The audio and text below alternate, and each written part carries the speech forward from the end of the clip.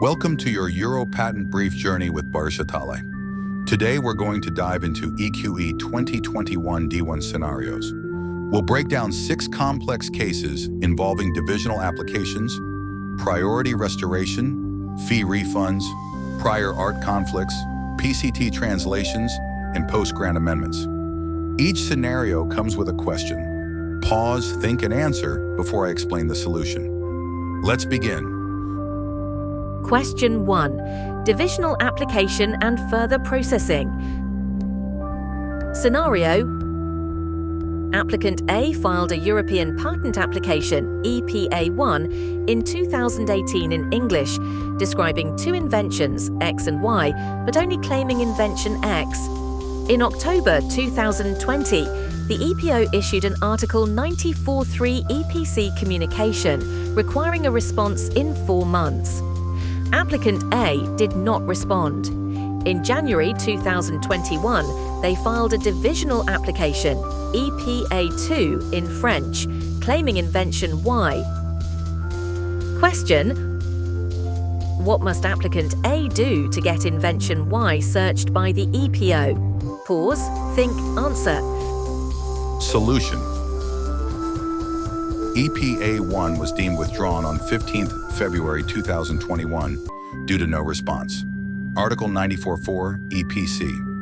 EPA2 is not valid as a divisional because it was not filed in English. Rule 36.2 EPC J1314. Step 1. Revive EPA1 via further processing. Article 121 EPC. Pay the further processing fee. Submit a response to the communication. Step 2. File a new divisional EPA3 in English, claiming invention Y. Step 3. Pay the filing and search fees for EPA3, Rule 36.3 EPC. Step 4. Pay renewal fees due for EPA3, Article 86.1, Rule 51.3 EPC. Final advice: act fast to revive EPA1. Then correctly file EPA3 in English. Question 2. Priority restoration in the European phase. Scenario: Applicant B filed a US application USB on 2 August 2018. They filed a PCT application, PCTB, on August the 9th, 2019, missing the 12-month priority deadline, but within the 2-month grace period. The USPTO granted restoration, applying the unintentional standard. On the 2nd of March 2021, B entered the European phase before the EPO. Question: Does B need to take action to ensure priority restoration in Europe? Pause, think, answer. Solution. The EPO does not automatically accept USPTO's unintentional restoration. Applicant B must request priority restoration before the EPO. Deadline 1 month from the 31-month time limit by 6th April 2021. Steps: request restoration, pay the restoration fee, provide a reasoned statement for the failure. Final advice: act by 6th April 2021 and provide strong justification for priority restoration. Question 3.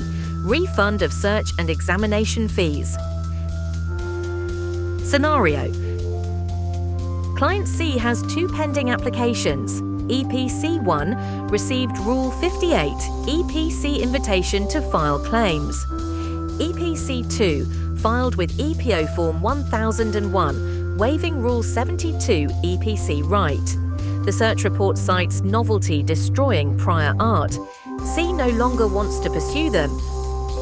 Question: Can any fees be refunded? Pause, think, answer. Solution. EPC1. No search started. Full search fee refund. Full examination fee refund. EPC2. No search refund. Report already issued. 50% examination fee refund if withdrawn before the reply deadline. Final advice: withdraw EPC1 for a full refund and withdraw EPC2 ASAP for a 50% exam fee refund. Question 4. Prior art and novelty. Scenario: EPD1 claims a metal bolt and claims priority from a US application, USD. The European Search Report cites EPD0, which was filed in February 2019 and published in August 2020, disclosing an aluminium bolt. Question: A. Is EPD0 novelty destroying? B. Can the claim be amended? Pause, think, answer. Solution. EPD0 is a prior right under Article 54.3 EPC, filed before EPD1, published after. Yes, EPD0 destroys novelty for aluminium bolts. Amendment possible by disclaiming aluminium, G1/16. Final advice: exclude aluminium to restore novelty. Question 5. PCT translation requirements. Scenario: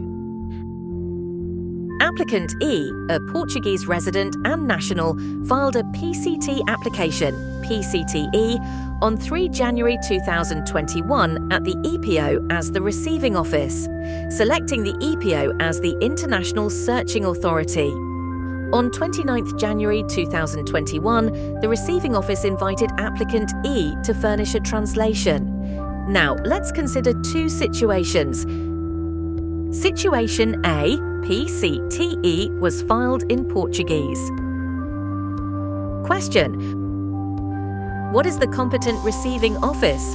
What translation must be filed and by when? Pause, think, answer. Solution.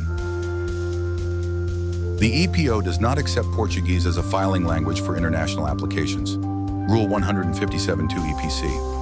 The EPO transfers the application to the International Bureau, which then becomes the competent receiving office. The ISA EPO does not accept Portuguese for international search.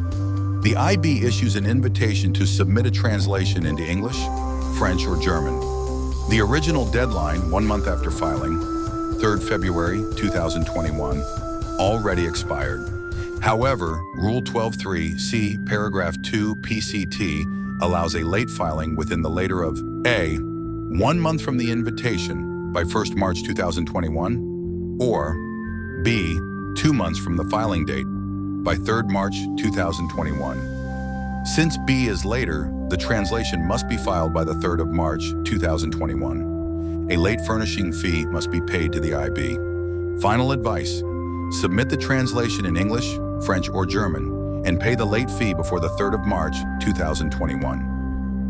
Situation B. PCTE was filed in English, but the drawings contained text in Portuguese. Question: What is the competent receiving office? What translation must be filed and by when? Pause, think, answer. Solution. Since applicant E has both Portuguese nationality and residence, the EPO is a competent receiving office under Rule 19 PCT. The EPO accepts English for PCT filings, Rule 157(2) EPC. So the EPO remains the RO and does not transfer the application. The text in the drawings is in a different language, Portuguese, than the rest of the application, English.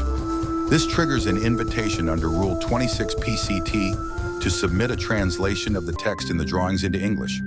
The translation must be filed within 2 months of the invitation, i.e., by 29th March 2021. Final advice: submit an English translation of the drawings by 29th March 2021. Key takeaways. If the entire application is in Portuguese, the IB becomes the RO and a full translation is required. If only the drawings are in Portuguese, the EPO remains the RO and only a translation of the drawings is needed. Deadlines matter. Full translation, Situation A, 3 March 2021. Drawings translation, Situation B, 29th March 2021. Final reminder, always check the language requirements of the EPO as RO and International Searching Authority. Question 6. Post-grant amendment for Germany. Scenario: EPF claims 1 to 5% meat, but the description only mentions beef. A German patent, DEG, with an earlier priority date, discloses 3% pork. Question: can the proprietor amend EPF to limit the claim to 1 to 5% beef for Germany? Pause, think, answer. Solution.